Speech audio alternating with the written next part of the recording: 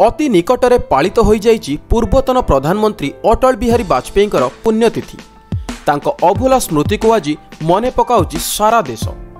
जणे जननेता दृढ़ राजनैतिक इच्छाशक्तिर अधिकारी भावे अटल बिहारी वाजपेयी सुपरिचित। तांको समाधिपीठरे श्रद्धांजलि ज्ञापन करिसेंति देशर मान्यगण्य व्यक्ति। अटल बिहारी वाजपेयी 1924 मसीहा डिसेम्बर 25 तारिख में ग्वालियर एक ब्राह्मण परिवार रे जन्मग्रहण करथिले। तांकर बापा थिले कृष्ण बिहारी वाजपेयी एवं माँ थिले कृष्णा देवी। महात्मा रामचंद्र बीरंक द्वारा रचित आमर कृति विजय पताका पढ़ी वाजपेयी जीवनर गति बदली जाइथिला। से स्नातक डिग्री ग्वालियर विक्टोरिया कॉलेज प्राप्त करथिले। छात्र जीवन रे से आरएसएस रो स्वयंसेवक होइथिले एवं सेठारु राष्ट्रीय स्तरीय तर्क प्रतियोगिता रे भाग नेउथिले। से कानपुर डीएवी कॉलेज रु राजनीति विज्ञान रे एमए परीक्षा रे प्रथम श्रेणी रे उत्तीर्ण होइथिले। एमए पर से कानपुर रे एलएलबी पढ़ा आरंभ करथिले। पिला समयरु ही वाजपेयी देश प्रति उत्सर्गीकृत भावना सृष्टि होइथिला। 1939 रे से राष्ट्रीय स्वयंसेवक संघ अर्थात आरएसएस रे योगदान करथिले।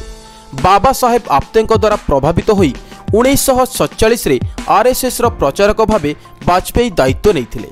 आरएसएस रो मुखपात्र पंचजन्य पत्रिका रे सांबादिक भावे क्यारियर आरंभ करथिले वाजपेयी।